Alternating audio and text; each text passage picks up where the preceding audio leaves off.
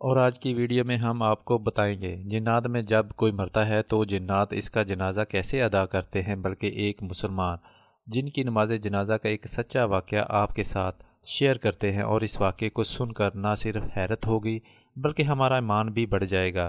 پیارے ناظرین محترم، یہ واقعہ پاکستان کے آزاد ہونے کے کچھ سال بعد کا واقعہ ہے۔ یہ واقعہ ضلع بکر میں ایک گاؤں میں پیش آیا تھا۔ ویسے تو ہم میں سے کوئی جنات کے وجود سے انکار نہیں کرتا، بلکہ قرآن مجید کی سورت رحمان، سورت جن اور سورت کفار میں اس مخلوق کا ذکر موجود ہے جو انسانوں سے پہلے بھی دنیا آباد تھی، اور بلا شبہ جنات کا وجود پوشیدہ ہے، یعنی کہ اللہ پاک نے جنات کو انسان کی پیدائش سے پہلے پردہ دے دیا تھا۔ لیکن ہم میں سے پھر بھی کسی نہ کسی جنات کا واسطہ پڑا ہے، اور ماننے والے ان باتوں پر یقین بھی رکھتے ہیں۔ پیارے ناظرین محترم، ایک حاجی صاحب جو ضلع بکر کے ایک گاؤں میں نئے نئے آ کر آباد ہوئے تھے، اور گاؤں کے ایک دو لوگ ہی تعلیم سے واقف تھے، ورنہ اکثر لوگ قرآن پڑھے ہوئے تھے، لیکن حاجی صاحب کے پاس دین کا بہت ہی علم تھا، اور یہی وجہ تھی کہ گاؤں کے اکثر لوگ دینی معاملات حاجی صاحب کے علم سے منتمین ہوتے تھے، بلکہ حاجی صاحب کو مسجد کا امام بھی مقرر کر دیا گیا تھا، اور جب بھی ممکن ہوتا تو گاؤں والے حاجی صاحب سے انبیاء کرام کے واقعات اور قصے سنا کرتے تھے، اور گاؤں والے اپنے بچوں کو قرآن کی تعلیم کے ساتھ ساتھ دینی اصلاح کے لیے بھی انہیں مسجد میں امام صاحب کے پاس بھیجا کرتے تھے۔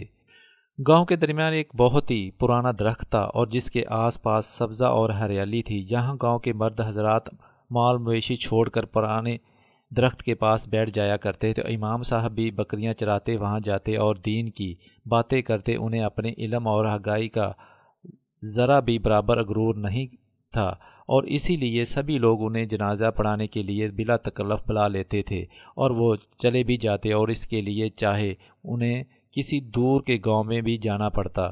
ناظرین، ایک رات سردیوں کی رات میں ٹھنڈی ہوا اور عشاء کے بعد کسی نے حاجی صاحب کے دروازے پر دستک دی۔ دروازہ حاجی صاحب نے کھولا تو سامنے تین سفید داڑھی اور نورانی چہرے والے آدمی کھڑے تھے۔ دروازہ کھلتے ہی اور ایک نہایت ادب سے سلام کیا اور پوچھا کہ کیا یہی حاجی صاحب کا گھر ہے؟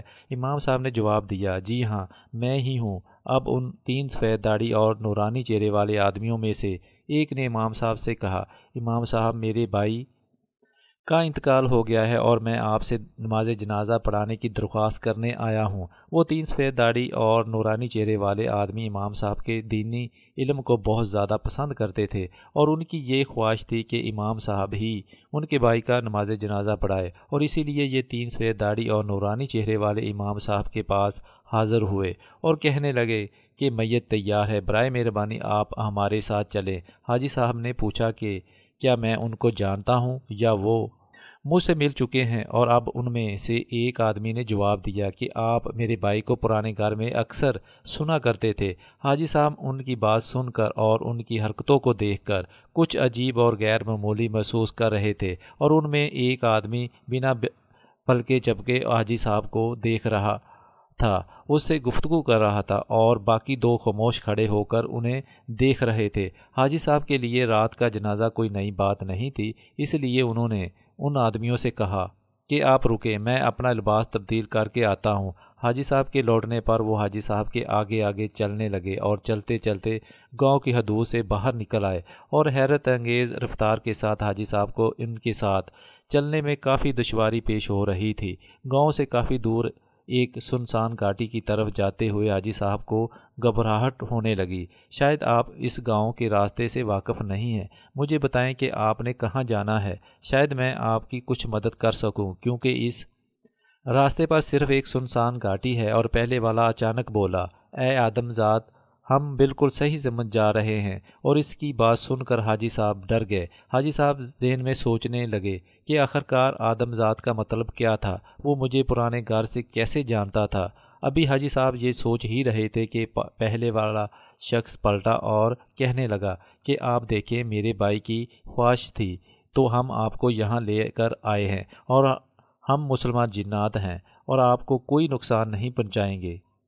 حاجی صاحب نے آوازوں کو قابو میں کیا اور گھاٹی کی طرف چل دیے۔ وہاں جا کر دیکھا لاتعداد لوگ سفید داڑھی والے اور سفید لباس پہنے کھڑے تھے، اور ان کے قد بہت لمبے تھے۔ حاجی صاحب جنازے کی امامت کرائی، اور امامت کے بعد جو جنات حاجی صاحب کو لایا تھا ان کے سامنے کھڑا ہو گیا اور کہنے لگا کہ آپ کا بے حد شکریہ، آپ نے ہمارے بھائی کی خواہش کو پورا کیا اور اب ہم نے بہت دور جانا ہے۔ اور اس نے جیب سے چند کولے نکال کر حاجی صاحب سے کہا کہ یہ رہا آپ کا ہدیہ۔ حاجی صاحب نے ڈر کے مارے چھوٹا سا کولا اٹھا لیا اور وہ کہنے لگا اور اب آپ جا سکتے ہیں۔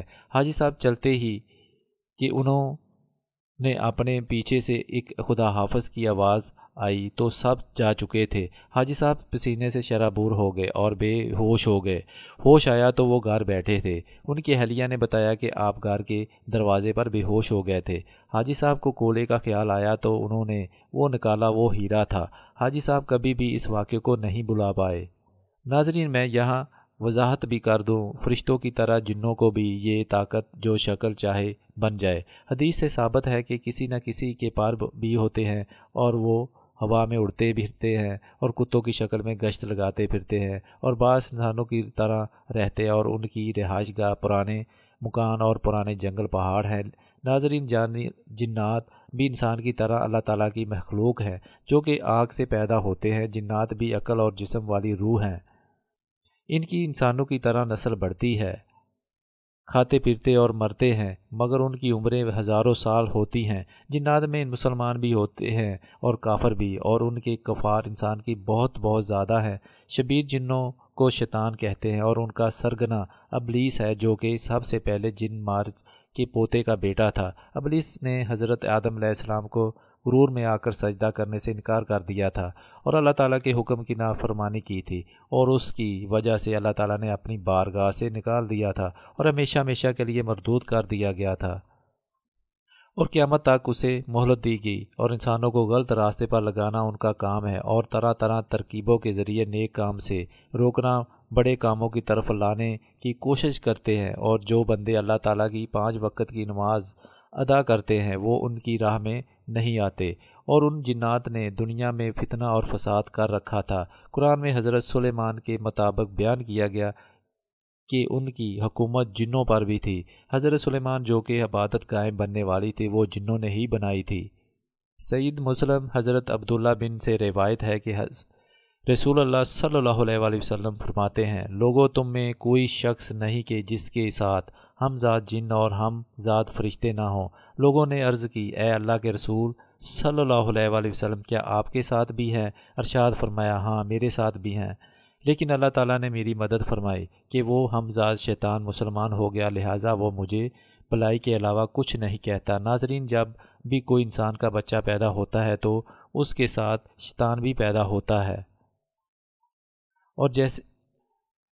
اور جسے عربی میں ہم ذات کہتے ہیں، اور جس زمین پر ہم زندگی گزار رہے ہیں اور وہاں پر جنات بھی رہتے ہیں، اور ان جنات کی رہائش پرانے قبرستانوں پر ہوتی ہے۔ نبی کریم صلی اللہ علیہ وسلم نے چھوٹے بچوں کو چھتوں پر چھوڑنے سے منع فرمایا ہے۔ ہماری دعا ہے کہ اللہ تعالیٰ تمام انسانوں کو اپنی پناہ میں رکھے، آمین۔